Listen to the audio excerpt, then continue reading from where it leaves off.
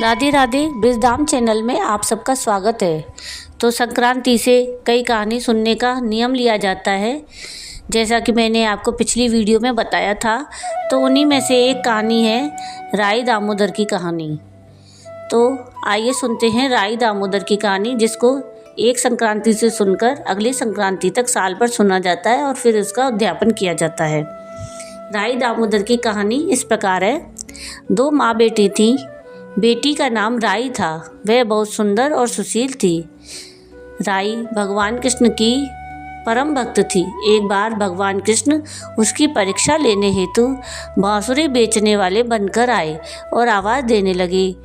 आवाज़ सुनकर राई अपनी माँ से बोली, माँ मुझे भी बांसुरी चाहिए। तो माँ बोली, मैं पैसे कहाँ से लाऊं? बाजरा है वो ले जा। तो राई बाजरा लेकर भगवान के पास गई बांसुरी लेने के लिए। तो भगवान ने बाजरे को फूंक मारी तो बाजरे में से एक फूंस उड़ के राई की आँख में चली गई। राई जोर जोर से रोने लगी। तब भगवान कृष्ण वहाँ से अंतर्ध्यान हो गए।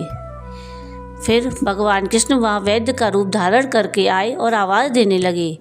राई की माँ बाहर आई और बोली, वैद्य जी, मेरी बेटी की आँख में फूंस गिर गया है, उसे आप निकाल दो। तो भगवान बोले, अगर मैं फूंस निकालूं तो उसका विवाह मेरे साथ करना पड़ेगा। राई की माँ तैयार हो गई। भगवान ने उसकी आँख ठीक कर दी। अब उन दोनों की सगाई कर दी और कार्तिक शुक्ल 11 के दिन उनका विवाह निश्चित कर दिया। अब माँ सोचने लगी कि बेटी राई को विवाह में क्या दूंगी।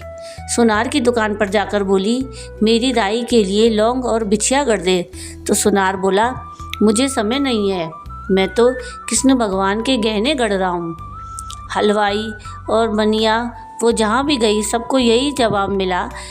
अब माँ वापस घर आ गई, अब क्या करे। वो घर आई तो देखा झोंपड़ी महल में बदल गई। आनंद हो गया। ठाठ से विवाह की तैयारियां होने लगी। भगवान बारात लेकर आए तो माँ ने खूब ठाट बाट से राई का विवाह भगवान कृष्ण के साथ कर दिया। भगवान राई को लेके द्वारिका गए तो राई के महल में ही रहने लगे। दूसरी रानियाँ राई से चिढ़ने लगी। सावन में राई पीहर गई तो भगवान ने सोचा, राई के तीर बेचनी चाहिए। 7 जरी के बेस और 5 सोने के पचेटे रखे। 2 हंसों को बुलाया और बोले, सीधे राई के पीहर जाना और कहीं मत रुकना। राधा रुक्मण को यह बात पता चली तो उन्होंने हंसों को अपने महल में बुला के कहा, थोड़ी मोती चुग लो। तो हंस आ गए, मोती चुगने लगे। राधा रुक्मण ने सारा सामान निकालकर उसमें फटे पुराने कपड़े और 5 कांटे बांध दिए और पोटली हंसों को दे दी।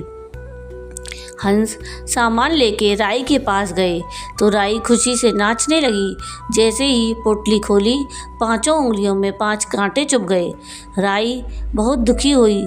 सावन खत्म हुआ तो भगवान राई को लेने आई। राई भगवान से बोली नहीं। भगवान आए तो राई दूर दूर हो जाए। भगवान ने सोचा, कोई बात नहीं। राई फिर भी नहीं बोली। इतने पर भी राई भगवान को अपने महल में ही जमाती और भोजन में दही जरूर देती। एक दिन भगवान दही नहीं खाए तो राई दही कहाँ से रखे। भगवान गुजरी बनकर दही बेचने आ गए। राई नीचे जाकर बोली, थोड़ा दही दे दो। गुजरी रूपी भगवान बोले, राई तुम उदास क्यों हो? हमने सुना आप अपने भगवान से नाराज हो। तो राई बोली, तुझे क्या मतलब, तू जा। तो गुजरी रूपी भगवान बोले, हम सहेली जैसे हैं तो मन की बात कहो, मैं किसी को नहीं कहूँगी। राई ने सारी बात गुजरी बने भगवान कृष्ण को सुना दी। सुनते ही भगवान को अचंभा हुआ और वे अपने असली रूप में आ गए और बोले, ये कैसे हुआ? मैंने तो जरी के बेस और सोने के पचेटे भेजे थे। भगवान ने हंसों को बुलाकर पूछा कि तुम कहीं रुके तो नहीं? तो हंस बोले, हम राधा रुक्मण के महल में रुके और कहीं नहीं रुके। भगवान ने राधा रुक्मण को बुलाया और पूछा, आपने ऐसा क्यों किया? तो वो बोली, भगवान आप हमारे महल नहीं पधारे इसलिए हमने ऐसा किया। तो भगवान बोले, आप हमको प्रेम से बुलाते तो हम ज़रूर आते। फिर भगवान बोले, कार्तिक का महीना राई को दूंगा, 5 दिन पचतिथ्या राधा रुक्मण को और 11 सत्यभामा को दूंगा। भगवान ने सबको मान दिया। हे भगवान, राधा रुक्मण और राई को जैसा मान दिया वैसा सबको देना। तो ये थी राई दामोदर की कहानी। अगर आपको ये कहानी पसंद आई हो तो प्लीज़ इसको लाइक शेयर ज़रूर कीजिएगा और प्लीज़ मेरे चैनल को सब्सक्राइब कीजिएगा और कमेंट में राधे राधे ज़रूर लिखिएगा। और वीडियो पूरा देखने के लिए थैंक यू। राधे राधे।